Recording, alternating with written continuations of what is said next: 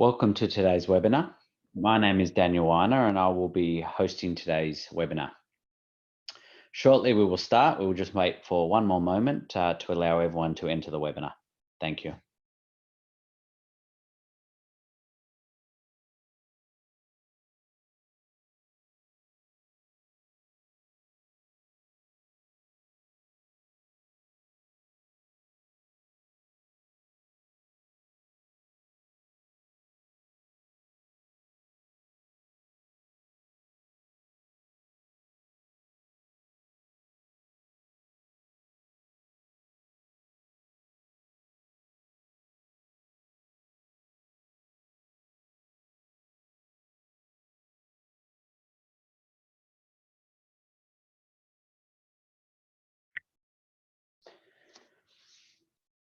Great. Well, welcome to today's webinar. My name is Daniel Weiner. I'm the Chief Executive of Employment Division at ReadyTech.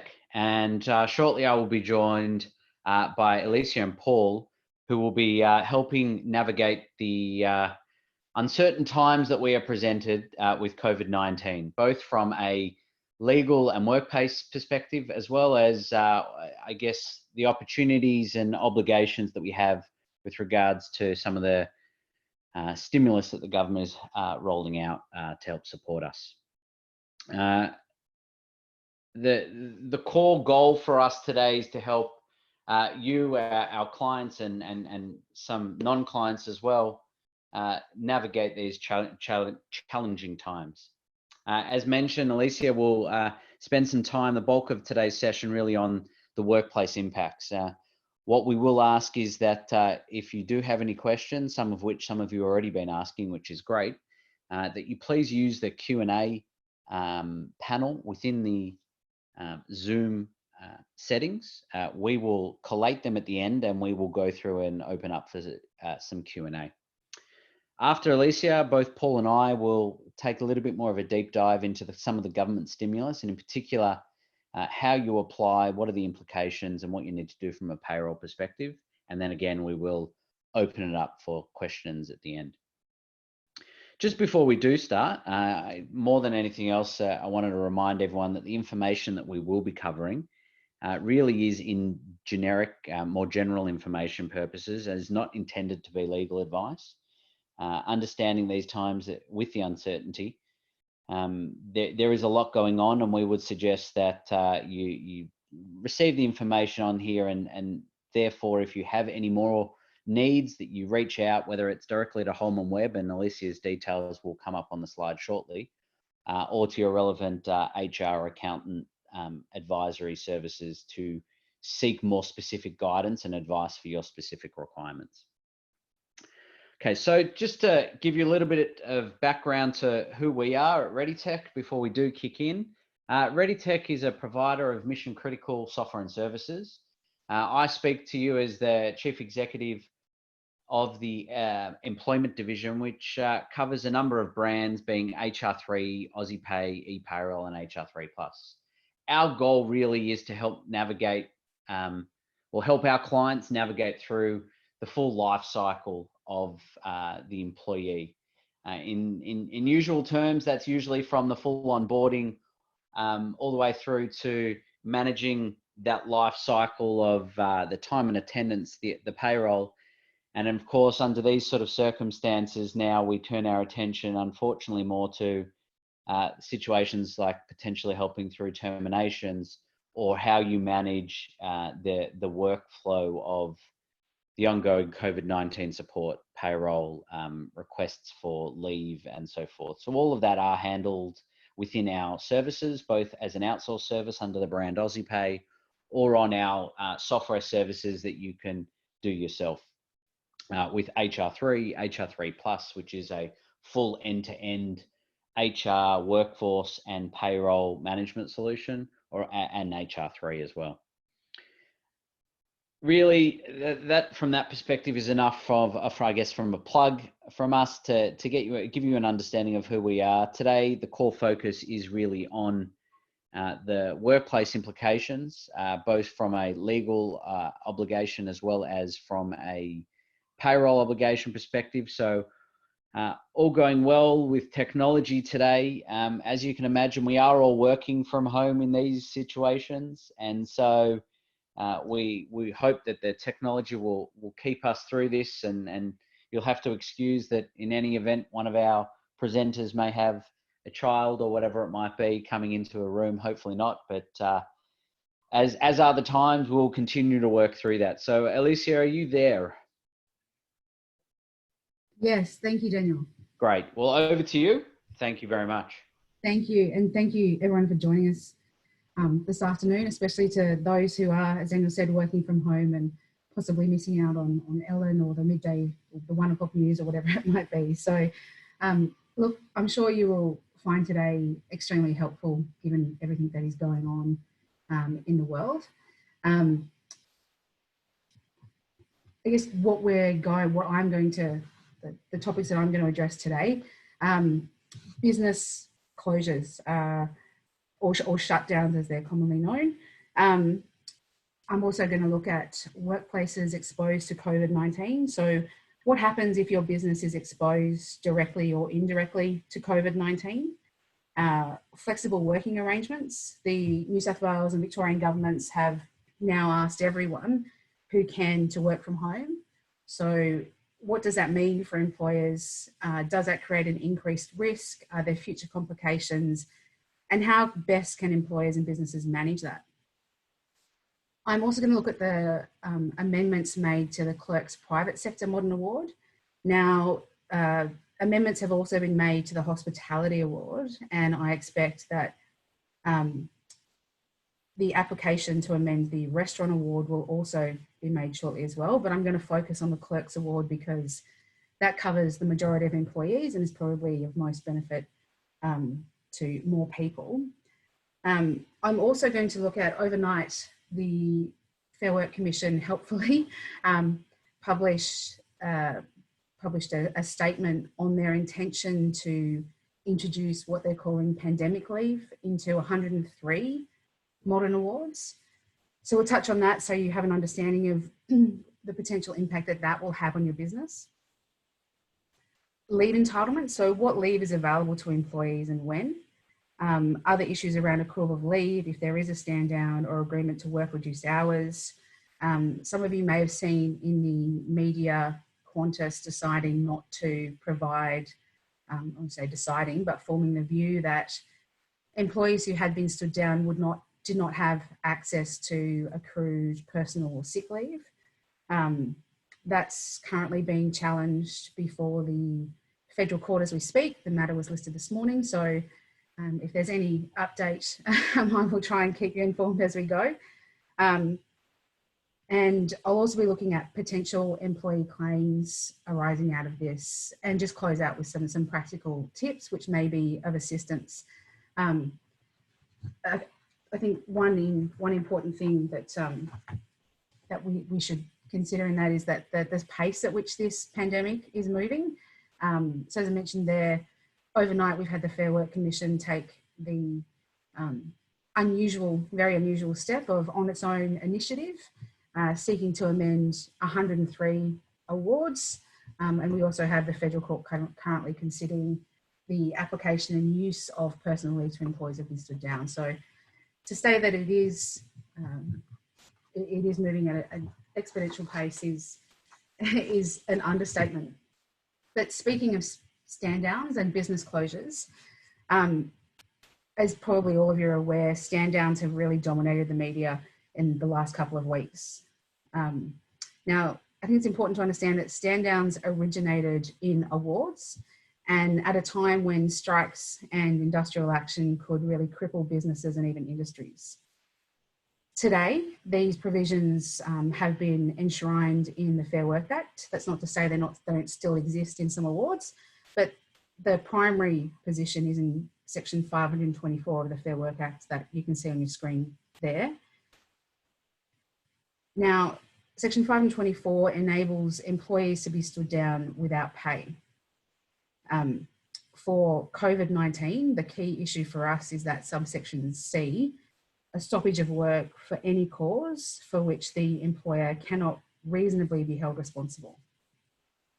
So what does that mean? I guess for businesses such as clubs, gyms, dining sections of cafes and restaurants, nail salons, and others which have been forced to close, the ability to rely on Section 524 is clear. If you can't open your business because of a government directive, it's clearly not a stoppage of work, during which employees can be usefully employed because you essentially can't give them any other work to do, and importantly, for which the employer cannot be reasonably held responsible for. However, the issue becomes somewhat blurred where there is no government directive to shut down. Now, in these instances, you need to look at the reasons or causes of the stoppage. For example, a decline in business is not a justifiable reason. So Section 524 shouldn't be seen as and cannot be used as a convenient way of avoiding economic loss. The words usefully employed within Section 524 confirm that, and there are some old cases which deal with that as well. Probably the best way to think of it or to, I guess, grapple with it by way of example would be Myer. Now, many of you would know that on Sunday, Myer closed all physical stores and now only trades online. Now, if Myer's decision was purely based on the fact that people are no longer shopping at department stores and instead spending most of their time online or in supermarkets, that is not sufficient to meet the requirements of Section 524 of the Act. However, if that decision was due to safety reasons, for example, Myer could not implement social distancing in its workplace to protect employees from contracting COVID-19 from the public, then they may be able to rely on Section 524. Reason being, Myer is not responsible for COVID-19, but has a responsibility to protect and safeguard employees so far as is reasonably practicable whilst they're at work. Another example might be where a business is reliant on stock from China to manufacture its goods. Whilst they may have had stock to have lasted the 3 months in which China has been essentially offline, those stocks may have now depleted and they may not be able to produce their goods to sell. So if that business is now at that point and where there's no other work which is useful to the business that their employees could perform, then the requirements of Section 524 may be met. So I think it's key to understand in 524 before you look at enacting, relying on this provision, that you need to have a stoppage of work. That stoppage of work was because of factors or reasons for which the employer is not reasonably responsible for, and the inability to usefully employ staff. In other words, there's no other work that the employees could perform which would be useful to the business.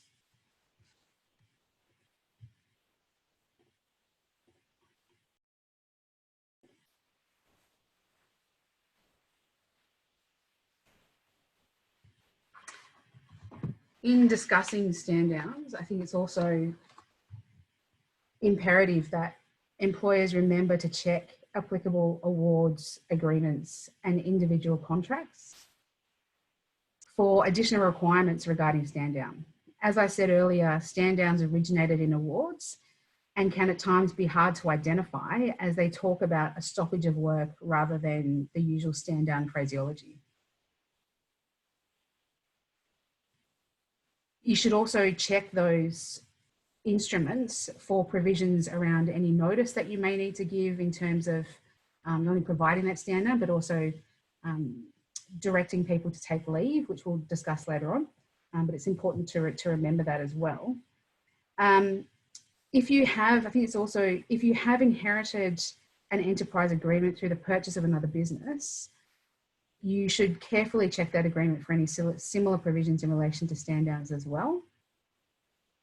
And please remember that leave continues to accrue throughout the stand down period, and that accrual will be at the employee's rate as it was previous to the actual stand down occurring. I think it's also important that before moving straight to stand down employees, I would strongly recommend that you talk to employees about the issues that the business faces, and see if they are willing to work with you to resolve the issues by taking leave, annual or long service leave, possibly at half pay. Although you should be aware that payment of leave at half pay is a breach of the NES and the Fair Work Act, as it requires payment at the rate the employee would have earned had the employee not been on leave and working. So it's unlikely that such a breach would be prosecuted given the current circumstances, but a breach is a breach, and it's a breach which an employee can prosecute themselves. It doesn't have to be the Fair Work Ombudsman. As I mentioned earlier, currently there is a debate around whether personal leave is available to employees who are stood down. Because as I mentioned, Qantas has told staff that personal leave is not available to them. My view, and look, it's currently before the federal court, but my view is that once an employee is stood down, the employer is not legally obliged to provide sick leave, as the employer is not ready, willing and able to provide work. I think the irony of that specific situation is really around whether that employee could apply for annual leave with the employer's agreement, and then once the stand down is over, seek to have that annual leave recredited by providing medical evidence that they were unfit. So it could be a technical victory or not, but I think once employees realise that avenue is available to them, and employers would need to carefully word any rejection of an application to use annual leave in those circumstances, that may all be for naught, the dispute that's currently happening.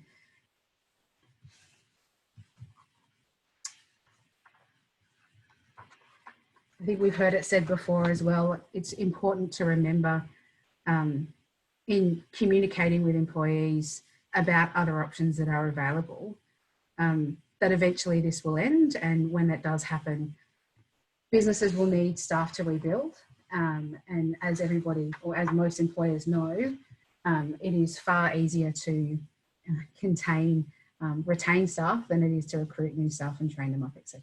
So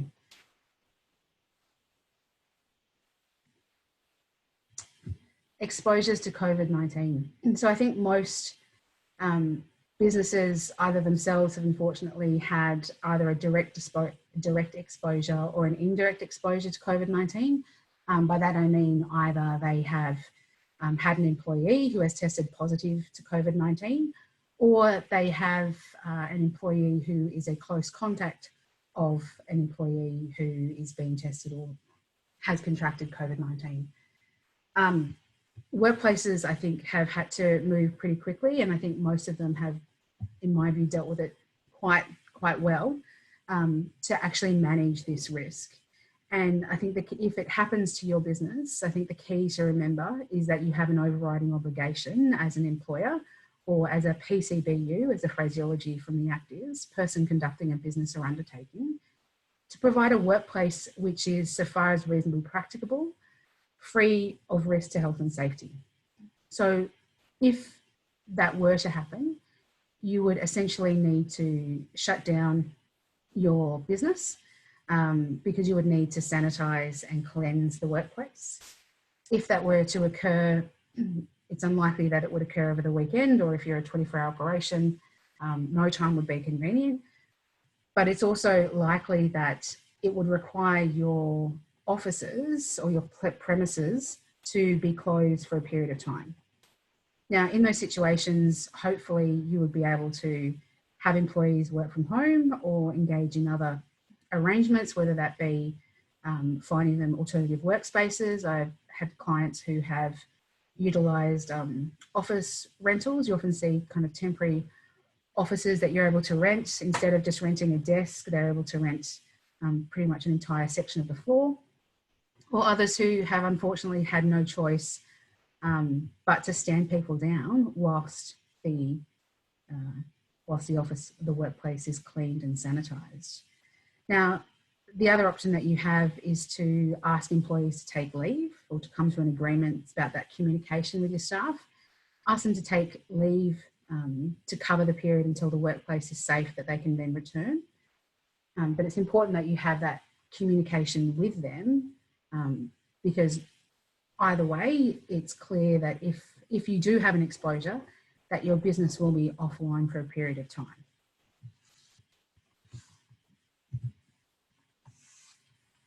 So once your business comes out of, I guess, its own, I wouldn't call it self-isolation, but once it's been cleansed, the issue then becomes, okay, well, are there strategies that I can put in place or ways in which I can then minimise potential further exposure to stop really that business interruption? Because no doubt it would be extremely annoying, to put it mildly, if you went through the process of cleansing your office, which I understand is not a cheap exercise, having it sanitised, having staff come back, and then a further exposure occurring. So in those situations, businesses really need to look at creative ways in which they can minimise further business interruption. Now, whilst I appreciate that social distancing doesn't apply to workplaces, you need to bear in mind that overriding safety obligation and look at, okay, well, what strategies can we put in place to minimise exposure to our staff? And that comes back to essentially social distancing. So I appreciate that working from home isn't available to everyone. However, you may look at introducing staggered working times. You might be able to put in a shift A, a shift B, having people work unusual hours. The added benefits of that is that people are then not using public transport as much. You might look at reorganising your office space so that workstations are as far apart as they can be. Can you put people into offices? Those types of issues. We need to be creative in this time. Providing bottled water. It seems like an odd thing to include. However, as most of you would be aware, when you go to the office drinking tap, everyone has put their bottle, because it's good to use a recyclable bottle, but everyone has put it to their mouth and then put it there. So you want to try and minimise the potential crossover or transfer of anything, of any COVID-19 cells to anybody else. Closure of kitchens, I appreciate that that can be difficult for a lot of employees. However, again, it's the frequency with which people touch and use those things, which employers need to be mindful of. And again, it's a reasonably practicable measure that we can put in place as employers to say, you need to bring your food from home or purchase it from outside. Banning visitors where possible. Again, these are just options and possible strategies. You need to work out what's best for your business. But if it's possible to ban visitors, I know a lot of, I know Australia Post is no longer allowing anyone to sign for goods. Couriers are doing the same thing. They will deliver it, leave it there, take a photo, text you the photo. And whether or not any other physical barriers may be put up between clients and staff. Now, if anyone's been to a supermarket lately, you probably would have seen the installation of plastic perspex at most registers between yourself and the checkout person. So these are all ways and attempts at which employers are adopting and implementing to try and manage the risk of COVID-19 in the workplace.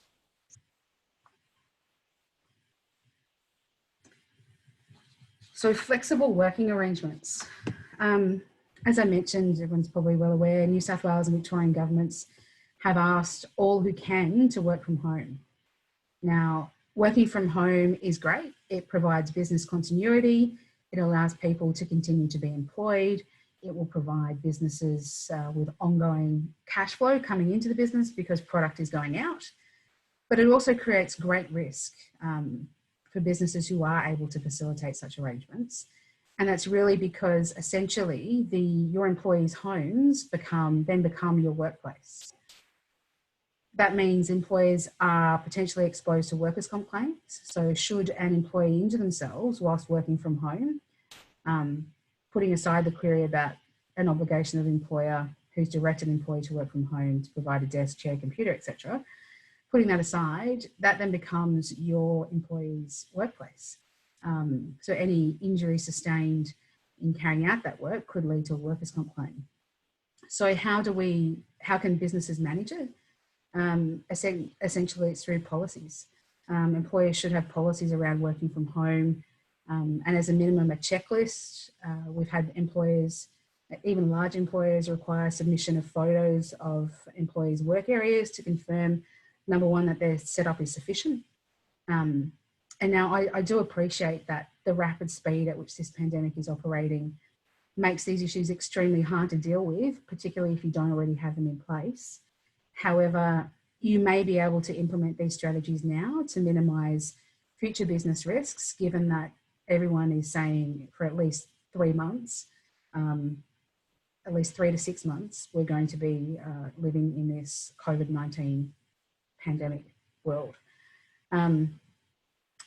Some employers have reached agreement to vary hours, days and places of work. Some have even been able to second employees to others so that work is still being undertaken. All of these flexible arrangements have been put into place. And as some of you would be aware, the Fair Work Act, Section 65, enables employees to request flexible working arrangements. And those working arrangements can only be denied on reasonable business grounds.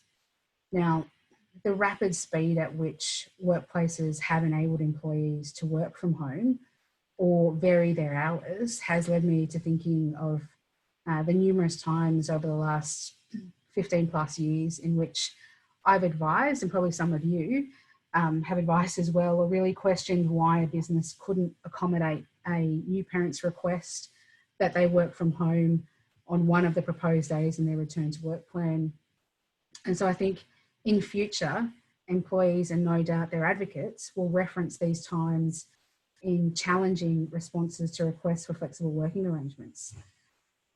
The other issue is that it will no doubt lead to businesses, particularly once we are over this COVID-19 pandemic, but businesses rethinking the way in which they structure their workforces and their operations. No doubt, the office buildings are predominantly empty at this point in time. So the future impact of not only on requests for flexible working arrangements, but options for businesses as to how they work in the future, and given the economic impact that it's having across every business, I think that's something important to think about now, and maybe another reason as to why you want to start putting in place those policies around working from home, other flexible arrangements. Do you have an A shift and a B shift? Can you have people sharing offices? It also creates issues around how do you then monitor people working from home. You don't want to be, you don't want to enact a big brother situation, but you will need to put in place steps in which you can monitor employees and the conduct of their work whilst they are at home.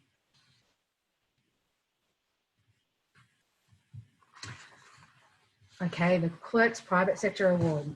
Now, this was a consent application by unions and employer associations, which was heard and determined on Saturday. Now, the aim is to provide flexibility and keep people employed, which is really in line with the government initiatives as well to keep people in jobs. Now, all of the changes are in a schedule at the back of the award and apply from Saturday the 28th of March until the 30th of June this year, unless they're extended. Now, in summary, they provide the ability to direct employees to perform work outside their classification, provided the duties are safe and the employee is capable of performing them. So some of you may recall you would often have issues with award-covered employees in asking them to do tasks which were outside their classification. That restriction has now been removed. It's also seen quite a large expansion of the ordinary hours of work for employees who are working from home. I should say My WFH acronym there is standing for working from home. For employees who are working from home, the spread of ordinary hours is now from 6 a.m. to 11 p.m. Monday to Friday, and between 7 a.m. and 12:30 p.m. on Saturday. It enables employers to agree with a group of employees to reduce their hours of work. Now, that agreement needs to be voted on by all of the employees who are affected, and the requirement to have it passed needs to be at least 75%. So at least 75% of the employees who vote need to say yes to reduce the number of hours that will be worked. Now, you should be aware that there are strict obligations around the vote, how that's conducted, union involvement, and you also need to notify the Commission that is happening. I think another key point to note here is that if a group vote is taken, employee accruals in relation to things like annual leave will remain at the pre-agreement rate. So best way to explain that, if you have full-time employees and they all vote to now work 20 hours a week instead of 38, their leave accruals for the entire period of that agreement will remain at 38 hours. They won't be reduced down to 20. That is different to employers who may reach individual agreements with employees. So if you are able to come to an individual agreement with your employees to vary their hours, and you need to remember, you can't unilaterally vary someone's hours. You need to get their agreement to vary their hours. If you were to do that, then technically you could reduce the accrual rate as well. And thankfully you have ReadyTech and everyone who's able to assist you in actually doing that, doing those calculations, because I have to say it would be above me, but at least we have ReadyTech to help us with that. But that would be the position. I think it's an important point to note if you are going to look at, if you have employees covered by the Clerks Award and you are considering reducing hours and how you may go about that. Other things to consider, we spoke earlier about directions to take leave. So here, the direction to take annual leave has been reduced to 1 week. There is also permission to take leave at half pay by agreement, overcoming the potential breaches of the Fair Work Act mentioned earlier, and a reduction in minimum starts for casual and part-time employees from 3 to 2 hour shifts. So pandemic leave. Overnight, the Fair Work Commission, on its own initiative, on its own motion, moved to vary 103 of 122 modern awards. The Commission has taken this unique step to ensure that employees can confidently take up to 2 weeks unpaid leave, presumably to enable them to self-isolate or go into quarantine, as importantly, it includes casual employees, and really ensures that those employees will have a position to return to once they come out of that COVID-19 unpaid leave. Now, that's really in line with government initiatives to keep people employed. It enables annual leave to be taken at half pay as well. So those issues we raised previously around agreements to take leave at half pay, which are essentially a breach of the Act. So that will be overcome through these modern award amendments. You'll need to consider that the risk will still exist for employees that aren't covered by modern awards, but you can rest assured that those who are, if these provisions get up, then you can rest assured that those agreements to take leave at half pay wouldn't be affected. And given that the Commission works is working at a lightning speed, it was a 69-page statement issued last night. They've asked for submissions to be lodged before 4 p.m. on Monday. So look, I think this is the new world in which we live in, and particularly in relation to the workplace, you can see that it is moving at a rapid pace, and the Commission is doing everything that it can to try and not only facilitate flexibility, but to also enable employers and employees to take steps necessary to confidently ensure that the businesses can remain afloat.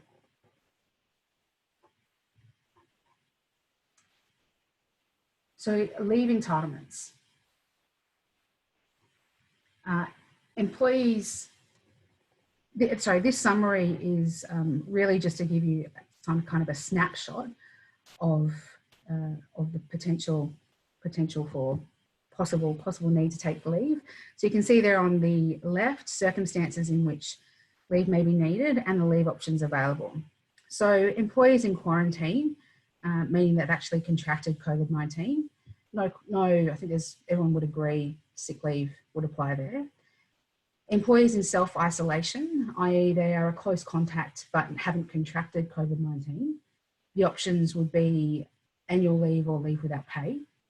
But employers may consider flexible work arrangements available in these circumstances for employees where they are capable of performing work from home. Employees are also open to offering ex gratia leave for those that can afford it at this time.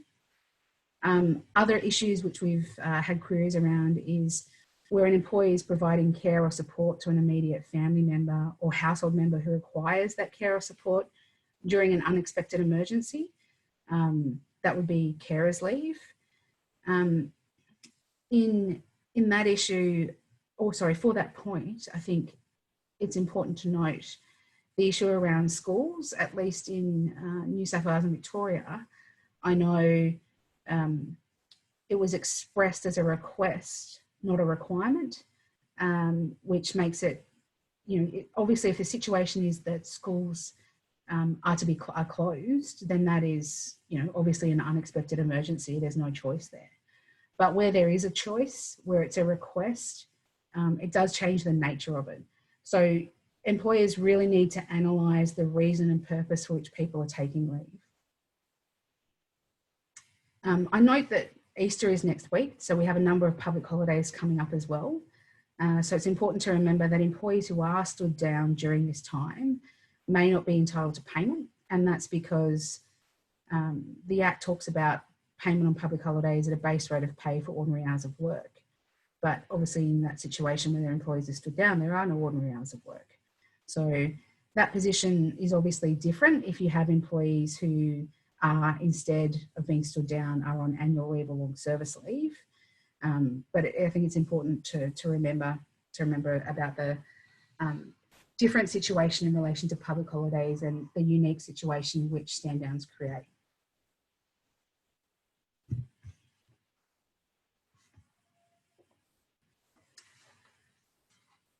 So potential employee claims. You see the first one I've got there is underpayment claims. Now that will really arise because of a failure to document agreements, or where those documented agreements to reduce hours don't meet national minimum wage requirements or hours in the Fair Work Act or your contractual hourly rate of pay. It's important to remember that even where you agree to reduce someone's pay, you should be agreeing to reduce their hours as well, because employees have a right to be paid for each hour that they work. So it does create a difficult position. I appreciate that, as most employees would want to continue to work and show their usefulness because they're worried about keeping their job. But it's also important to remember in these circumstances that there is a potential risk for an underpayment claim if you haven't analysed your request that they work reduced hours, or that you're not monitoring the work that is actually being undertaken going forward as well. Now, future requests for flexible work. I think I touched on that just in discussing the NES as well. Those requirements, it's that capacity to make a request for flexible work under the Act, the limited circumstances in which you can deny that request on reasonable business grounds, the way in which businesses have transformed during this COVID-19 pandemic will make denying future requests more difficult. So that's important to remember. Redundancies. Unfortunately, some businesses are needing to make people redundant or make positions redundant. It's important to remember that redundancy pay is a statutory right. It's provided for in the Fair Work Act.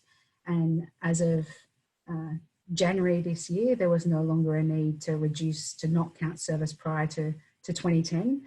It's a statutory right. You need to remember that there are various consultation obligations in modern awards and enterprise agreements as well that require you to consult, which leads into the unfair dismissal claims. The ability to defend an unfair dismissal claim on the basis that it was a genuine redundancy is contingent upon an employer having complied with consultation obligations in an award or enterprise agreement, in addition to other factors like there being no other positions which they could be reasonably deployed to. But that consultation obligation is often something that I find employers struggle with or employers sometimes miss. Incapacity to pay applications as well. That incapacity to pay application needs to be made to the Fair Work Commission. You need to make it before, ideally at the same time you're making people redundant, if you try and argue that you don't have a capacity to pay the redundancy because of what's occurred in the economy with the COVID-19. We've mentioned unfair dismissal claims as that link to redundancy, but obviously people who don't have an income are more likely to make claims. As a lot of you would know, an unfair dismissal claim for an employee is a fairly easy claim to make. I think the filing fee is now only still only $72 or something for around that amount, so it's not that expensive either. General protection claims as well, again, where they start in the commission, the filing fee isn't very much. It's a little bit more difficult for employees to prosecute on their own, but it is a potential, particularly for employees who have exercised workplace rights, such as requests to take annual leave and then find themselves out of a job. You may find employees looking to capitalise and really just looking for cash. I appreciate that a number of employees will be saying, well, I can't get blood from a stone to pay a settlement. The point is, if you can avoid it, best to avoid it. And that's really in terms of your process and how you handle it. And applications to the Fair Work Commission to challenge stand downs. Unsurprisingly, Qantas is in the commission as well, as there has been a challenge to their decision to stand a number of employees down, and no doubt a number of other employers will follow as well. Just being mindful of time, I quickly run through these practical tips.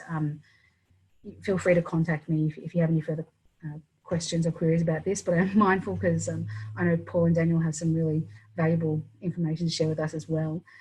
So practical tips, I think we mentioned repeatedly, the pandemic's moving at rapid speed and you're going to need to adapt and change with it at the same pace.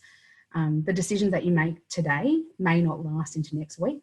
I know every time I hear National Cabinet's meeting, I think, oh my gosh, I need to now change all these advices.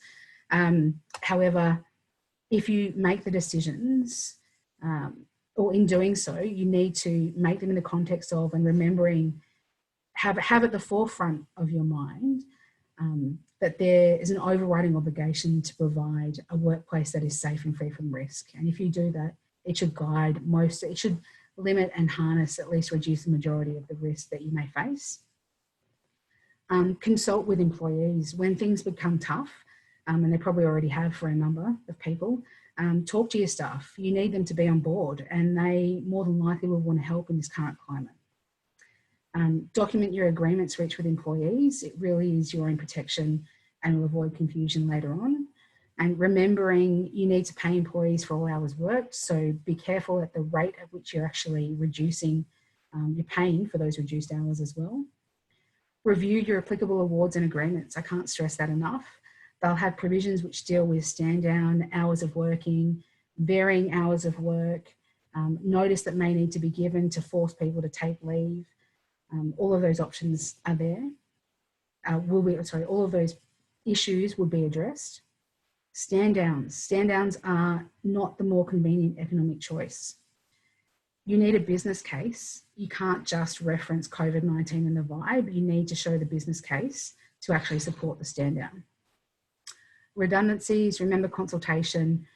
You need to remember that where you are making more than 15 people redundant, you need to notify Centrelink. And And if you're going to make an incapacity to pay argument, this is a different world. Previously, we would have said, you know, see what happens, but this is a different world. And clearly the Commission is very mindful of businesses and the struggles that they're going through now. So if you are going to make that application, you should get on the front foot. With that in mind, you need to remember that a failure to pay redundancy is a breach of the Act, and there are penalties that will follow from that, or that can follow from that. Now, those penalties are up to $63,000 for a business and $12,600 for individuals that are involved. This pandemic will end, and we will get to the other side. And when we do, you're going to need good people to work with you to get your business back up to speed. So I would recommend that you keep that in mind when considering your options. As in times of crisis, loyalty expressed both ways can go a long way. And one thing that is clear is that this pandemic will end. Unfortunately, we just don't know when that will be. That's, I guess, all I had to say for the moment. I might hand over back to Daniel to take us through the next. Thank you so much for that. Listen, there are a lot of questions, and I'll remind everyone there is the Q&A question area to please type your questions in there. We are trying our best to curate a list of those to go through at the end of this. But what we now want to do is, now that we've got a better understanding of the situation from our obligations from a workplace perspective, we want to just turn and summarise quickly with regards to the government stimulus and the assistance that's available. And then I'm going to lean on Paul Orford, who's our product compliance manager at ReadyTech, to go through a couple of practical situations in particular with regards to the JobKeeper side of things. So just to summarise the government stimulus on the next slide, there's three core areas and then a whole lot of others is probably best to describe this. So obviously the JobKeeper. So what we want to try and cover today is the eligibility for that, how it works and how do I apply. I know that our support lines across the entire business have been inundated with regards to this. So hopefully we can answer those questions with regards to it. There's also been a fair amount of payroll tax relief. And those relief, depending on the different states, are in different terms with regards to either waivers or deferrals. So again, we've got a summary for that. And then after this, we'll make sure that we sort of point you all in the direction of the either the Aussiepay or the HR3 website, where you will have an ongoing summary of the government stimulus and our analysis of that.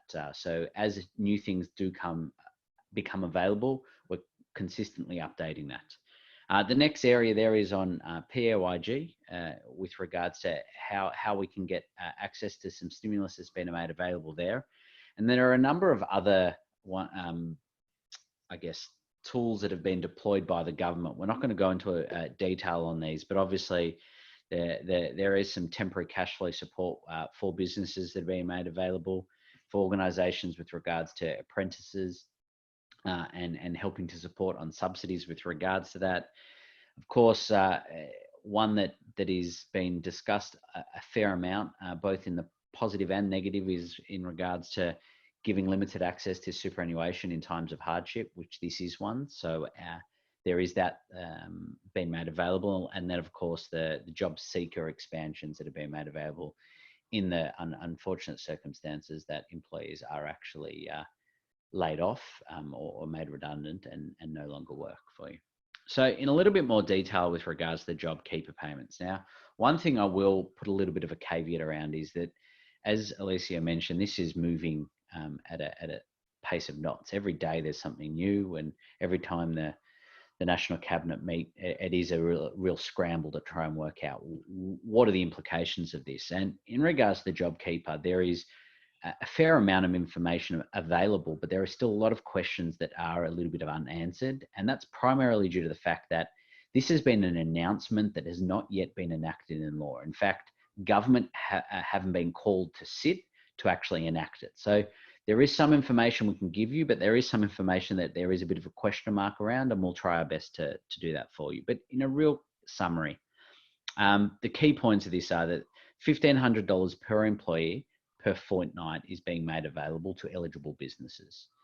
Payments will be made to businesses effectively in a form of a credit against your ATO account. The payments will last for a maximum of 6 months per employee. And the first payment back to the employers for this is set to be in May. However, of course, it will be backdated to the 30th of March. Again, there is a little bit of uncertainty around when in May that will happen and some of the details. Ultimately, we're waiting for the wording of the actual law to be passed so we can get a better understanding of that. To understand the eligibility, your business has to, if you're under $1 billion in revenue, which most of the people on this line, I would assume, you have to be able to demonstrate that there's been a 30% reduction in revenue in a single month. Now, there is a self-assessment of that, and the ATO, most recently, the Commissioner of the ATO has been given some discretionary powers with regards to this. For example, if you weren't in business last year, you don't have that equivalent to compare to. So there, again, there isn't a lot of information about how that will be measured and what the burden of proof will be on this. So we are waiting for a little bit more information. And for larger organizations, it's the same, but you need to apply and it's over 50%. The eligibility for employees, which is really important, employees need to be either full-time or part-time as at the 1st of March. And in regards to casuals, they need to have been a casual that's been on the books and an active employee for over a year as at the 1st of March 2020. So if you do have an employee that is eligible for that, they will be only eligible from that date if they've been with you for over a year. And then the last piece of it that was announced, which is, again, not an enormous amount of detail around this, but it has been announced, is the fact that New Zealand residents that are working in Australia under the 444 visa, the subclass 444 visas, will be eligible for these job seeker payments, as opposed to the job seeker payments because they're not covered under our welfare system. So that's, I guess, a broad brush overview of what's been announced with regards to this. I'm going to pass you over now to Paul, who's going to go through a couple of scenarios that will hopefully answer some of the questions that I know have definitely been asked already. So Paul, over to you. Thanks, Daniel. So I was in a meeting with the ATO on Tuesday afternoon where they did go into a little bit more detail. It is clear that there is still lots to be worked out. And there are some items which have effectively been announced by the Prime Minister and the Treasurer, which they're also going off and looking at. So one of the items, just on Daniel's slide before, where there was a talk about it being refunded on account. That was said within the announcement publicly, but then when we were discussing it with the ATO, they're talking about going off and issuing refunds. So there is lots to change. So what I've got here is effectively what the process is going to go off and be. So a business will need to go off and apply to the ATO, and we've got the link on the screen there with the web address that you need to go off and apply to. At the moment, they're just asking for your business details to be able to go off and then keep you updated with the changes that will that you'll need to go off and do. Generally recommending people make sure that they're up to date with their BASs and IAS lodgements, as well as any of their STP submissions if you're going off and doing them sort of separately and those types of things. The reason being is that the ATO is going to be going off and using some of those things to help with the process. So when you go through the application, you obviously need to go off and self-assess that you've got the 30% reduction.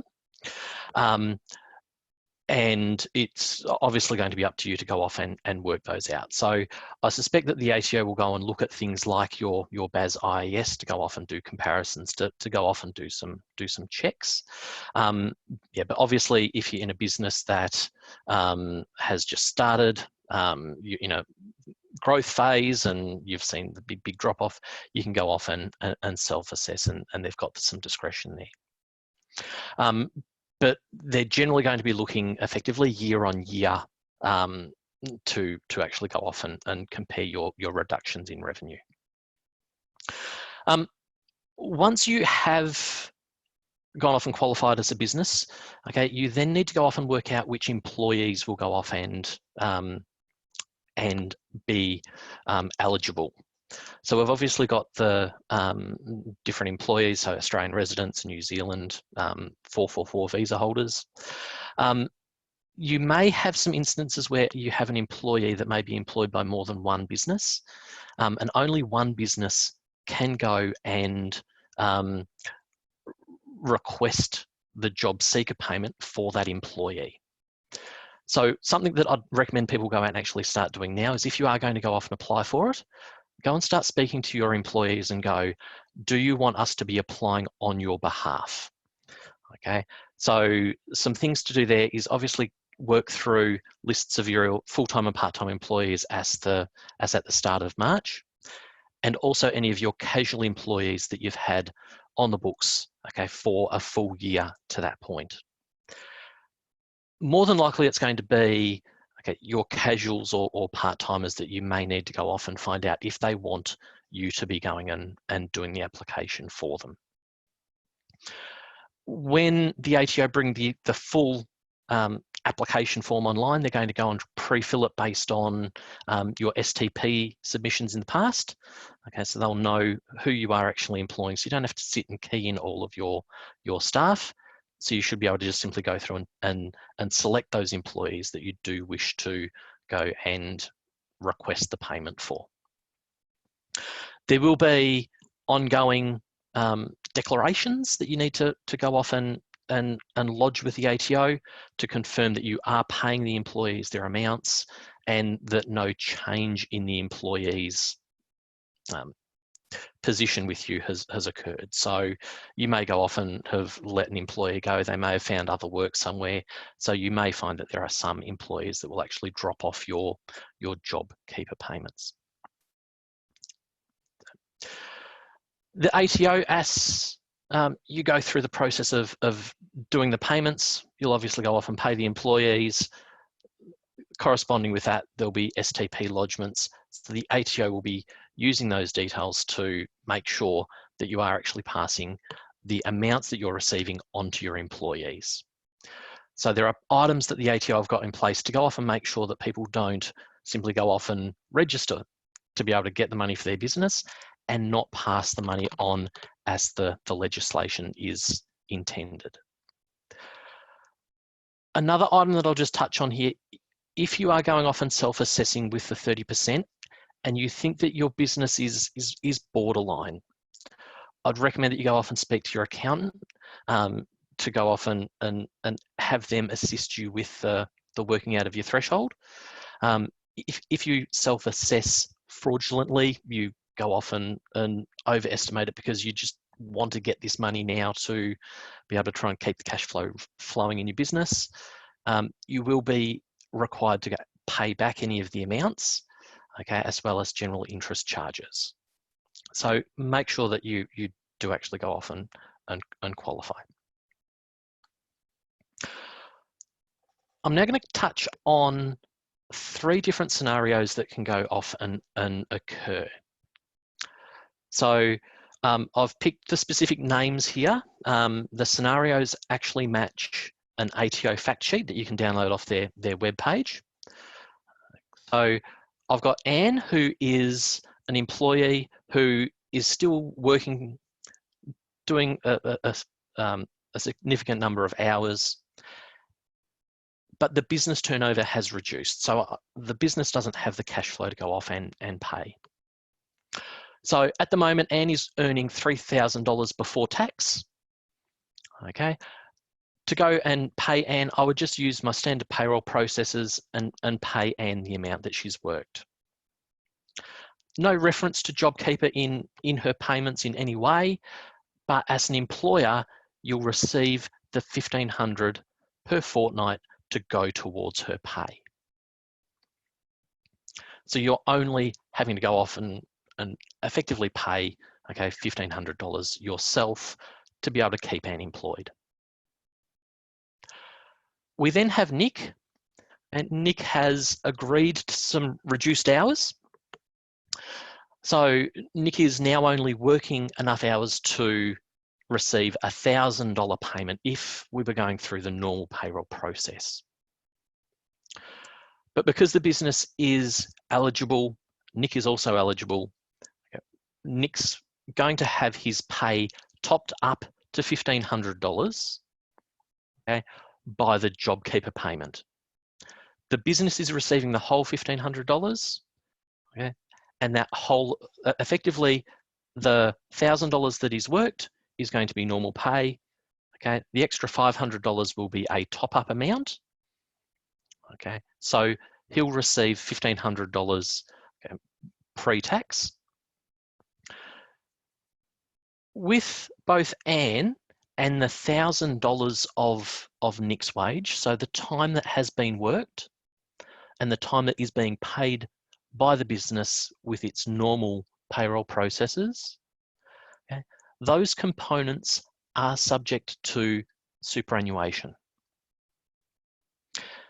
Any of the top-up amounts, or if it's a full JobKeeper payment, okay, they are not subject to superannuation. The government has come out and said, if you want to pay them super on it, then by all means go for it, okay, but you don't have to. Moving on to the third scenario, so Zara here, okay, the business has had to shut based on them not being able to go off and work, okay, and Zara is going to receive the $1,500 JobKeeper payment in its entirety, okay, because she's not doing any hours at all. Okay, so in Zara's case, no super to be paid on it. Okay, in all three instances, the amounts that we're talking here are pre-tax. Okay, so if it's someone who is claiming the tax-free threshold, Australian resident, and what I go often call the standard tax declaration, they're going to receive around about $1,308, which is about $100 more than if they went and got the job seeker payment. There are a couple of instances where an employee that you have may choose to go and get the job seeker payment because they may receive additional other benefits. So they may also get rent assistance or some other items. And that's one of the reasons why you need to be going and actually asking your employees if they wish to go and receive the JobKeeper payment through you. Because if someone is receiving job seeker, they can't receive JobKeeper and vice versa. If they have indicated that they wish to get the JobKeeper, go off and do the application. ATO is going to be talking to Services Australia or Centrelink, okay, and they'll sort through those other components. Now, in regards to processing these pays, okay, processing Anne's pay within your pay system is nice and easy. Okay, she's working time, doing her normal hours, she'll get her normal accruals. In regards to Nick, he's doing a certain number of hours and then there's a top up. Okay, and with Nick, he's decided to actually do reduced hours. Depending on if it was an agreement that was entered into individually with Nick, okay, you may only need to accrue the annual leave and personal leave on the hours that Nick has worked. If, however, Nick was under the clerk's award, okay, and it was a group decision of all of the clerks, that award stipulates that he will go off and receive the full entitlements. Okay, and it's based on the hours that Nick would have worked previously. So you would need to go and top up his leave entitlements. In regards to Zara and the stand down provisions, they dictate that there should be the continuation of any of those leave items. So within the system for both Nick and Zara, you'll need to have a pay item or a pay code, depending on how your system classifies it, for the JobKeeper payment. ATO's looking to have that come through in STP as an allowance. Okay, so you should have it as an allowance with a dollar amount that you can specify. But you'll more than likely also need to have another pay item, which will be hours based, okay, that will be at a 0% rate, okay, to allow you to go off and accrue the appropriate leave items. Okay, so in each instance, you're going to need to have 2 of those additional items. Okay. All right, because of these, you can't necessarily go off and stand down your payroll person, because you still need to be going off and even in the case where an entire business is stood down with Zara, you need to be running the payroll to obviously pay the JobKeeper payments and also in regards to those leave entitlements.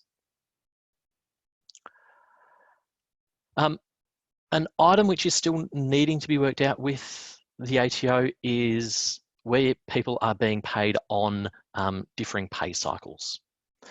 If they're being paid weekly, it's a nice easy half component. Fortnightlies, it's just going to go off and fall in line. Those in regards to annuals, the ATO don't necessarily know how they're going to go off and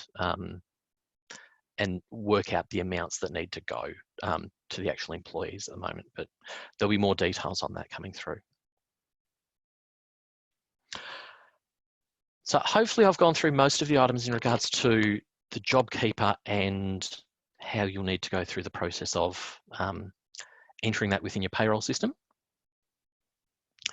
Moving on to the other area of relief in regards to payrolls, the state payroll relief that's been announced by each of the states independently.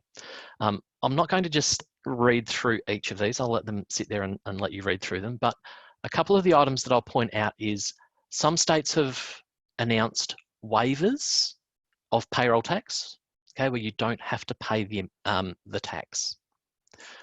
And others have announced deferrals. Okay, so Victoria has announced a waiver, and they've waived it for the entire year. And they're actually going to just go off and issue you refunds.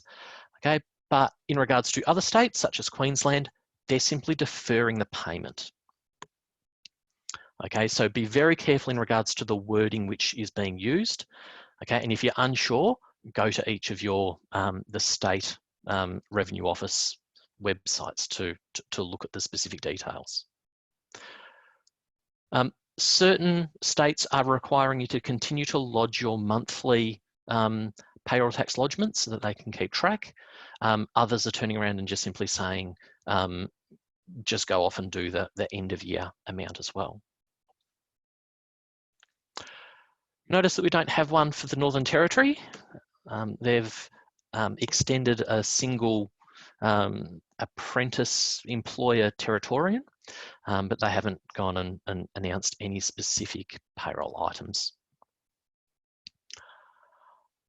Over the top of the actual payroll tax relief, okay, a couple of the states have also announced other changes. So New South Wales and WA have brought forward threshold changes. So they're increasing the threshold at which you need to start paying payroll tax. So I think New South Wales has been brought forward a year and WA's has been brought forward about 6 months. With WA, whilst they're not going off and giving you a waiver, okay, they are going off and giving anyone who meets a national payroll between $1 and $4 million, okay, a one-off payment back.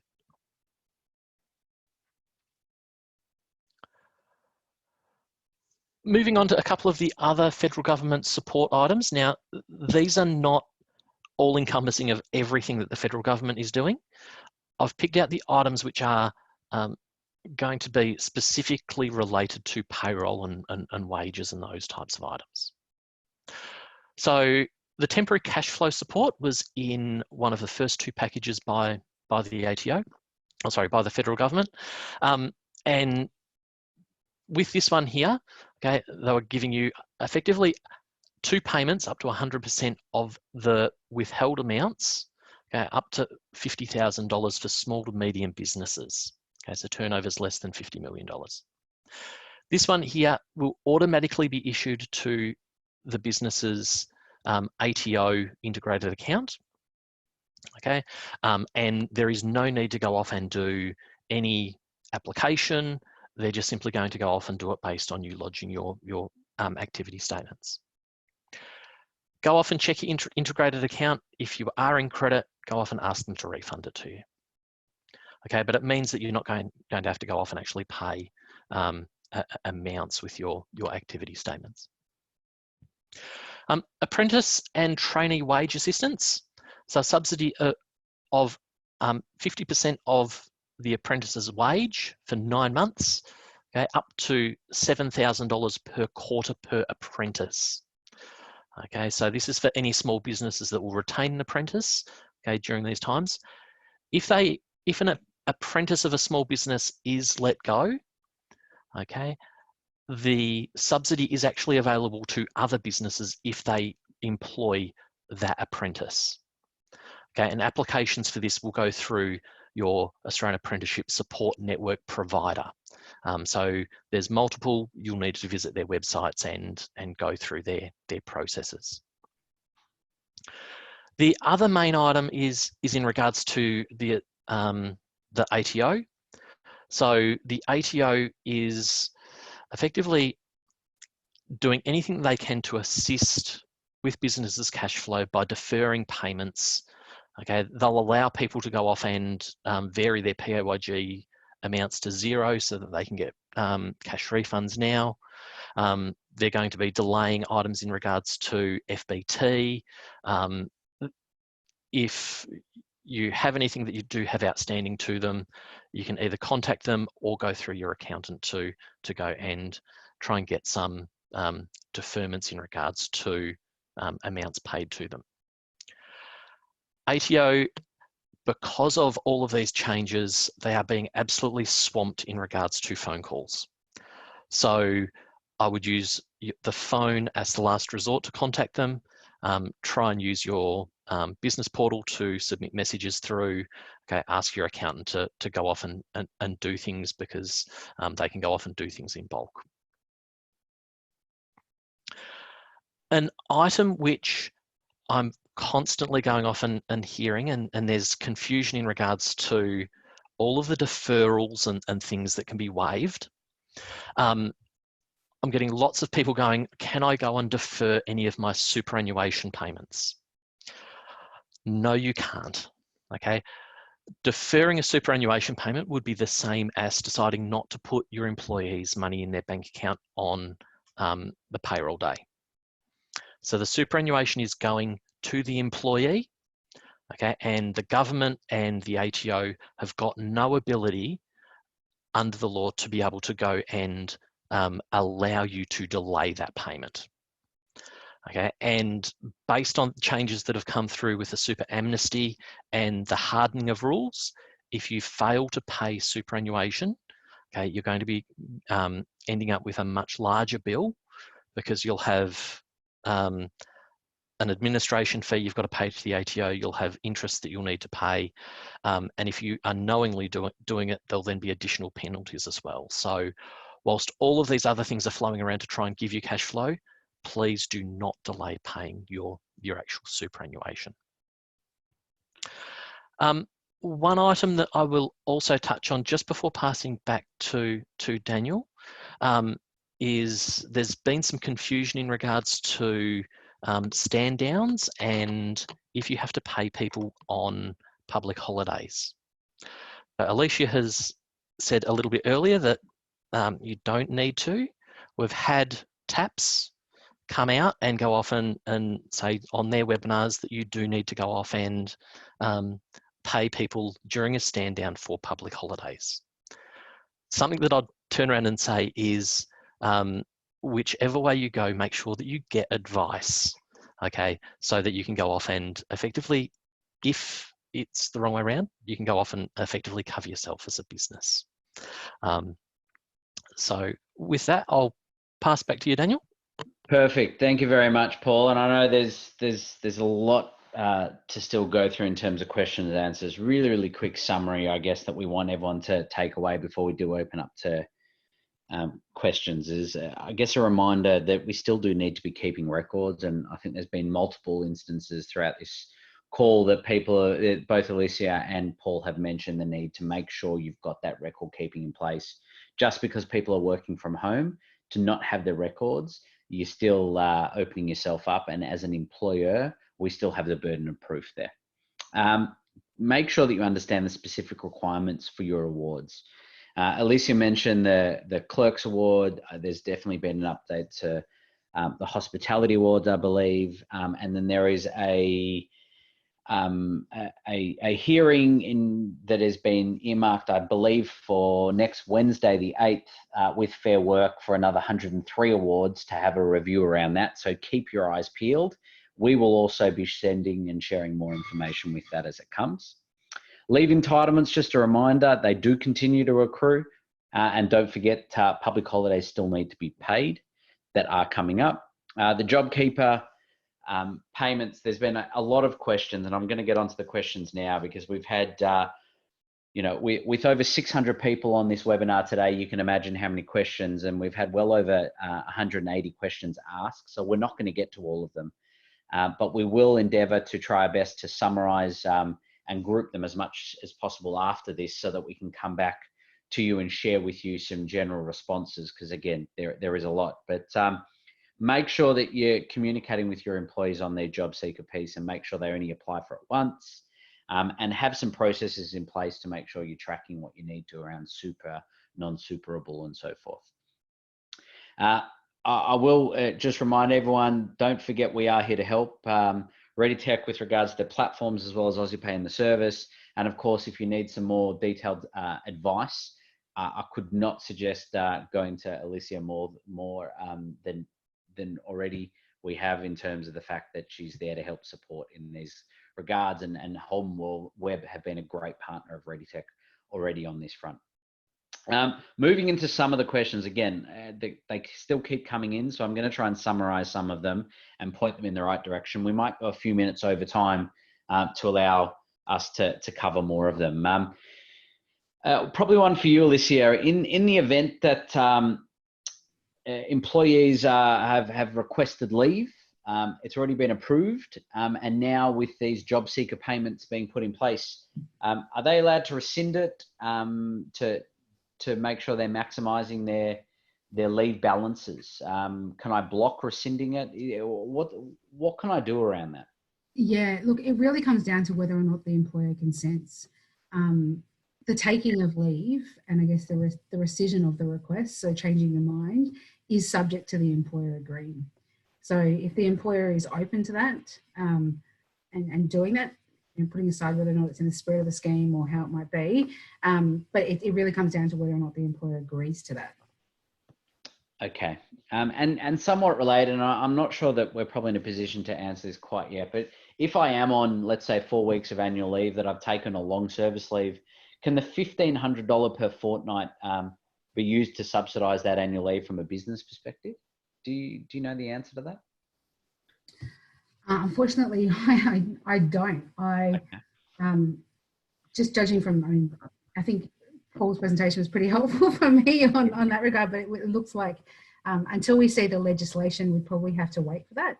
But it looks like it depends on what they would be, what the amount that they would be earning. As I understand that it comes down to whether or not it's a top-up that can be used by the employer to supplement, or whether it needs to be paid over and above. So okay. Yeah, that makes sense. Again, just more around, I guess, my rights as an employer. I've got an employee that currently earns $1,000 a month. Under this, they're going to now be eligible for ultimately $3,000 a month as a permanent part-time. Am I able to get that employee to work more hours to justify that increased salary effectively? Yeah, look, that's a really good question. And you can always ask an employee to work additional hours.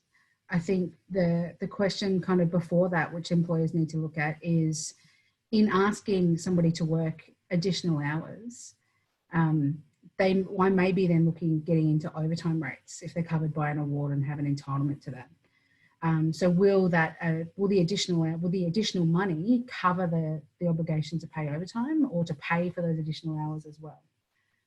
But yeah, it does come down to, sure, you can ask somebody to work those additional hours, but you also need to be mindful of the rate at which you're going to pay for those additional hours. Perfect. Now I've got a couple coming with regards to JobKeeper, but one more that maybe is a combination of both Alicia and Paul. If I have to stand down workers due to the fact that I don't have the cash flow to pay out their entitlements, what are the implications under this pandemic with regards to that? Look, there have been, and I don't profess to be an expert in terms of issues around liquidation, but I do know some people at work who are. But I have read a few media pieces and articles around relaxing the obligation to pay or relaxing the obligations around in trading whilst insolvent, because it really comes down to a business's inability to meet its obligations. I know a lot of businesses just, not through choice, but skate pretty close to the edge, particularly in terms of employee entitlements, which, in terms of the New South Wales Government Very Long Service Leave Act, I don't know how helpful that really is to employers, but it really is an issue of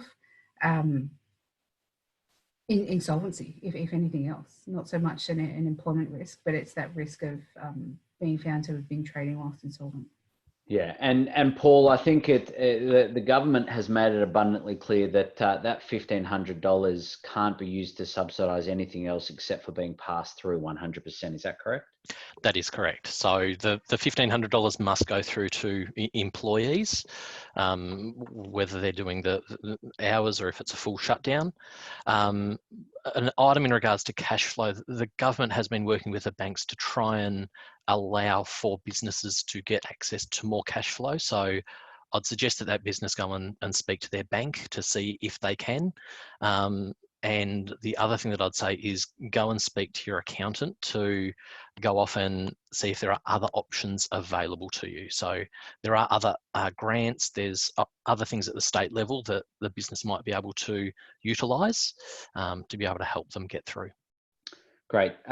Paul, here's one for you that I'm not sure that we have the detail yet with regards to the job seeker, but if I work as part of a multinational organisation, is the 30% reduction in our revenue, is that going to be judged on the local operations or the group level? I think that's something that we'll need to go off and see the legislation for, but I would suspect that it would be local operations only. I don't think that they're going to be looking at what the rest of the global items are. I suspect that there may be some issues for that business in regards to possibly the thresholds. So if they're a global operation, they may go and have the requirement based on the limit being global revenue rather than local. So, but I'd say let's go off and wait and delve into that a bit more. Okay, perfect. Listen, we have unfortunately gone over time, and there are still questions coming in. We're now at over the 200 question mark. So what we're going to do is thank everybody for their time today. We will do our best to collate these questions because there is a lot of commonality in a lot of them, and then share as much of our responses as possible at a later date. What I will again do is thank both Paul and Alicia for their time today. It's been a monumental effort with regards to trying to get all this information done in such a short period of time, with information changing as often as it does. And as I will share that there has been an announcement while we have been on this call with regards to a government subsidy for childcare for essential workers. So that's just an example of how quick information is coming. I will implore everyone after this, we will be sending a short survey out that you please just give us your feedback, and that way we can endeavour to make these as targeted and beneficial as possible in the future. Thank you all for coming along today, and have a great day.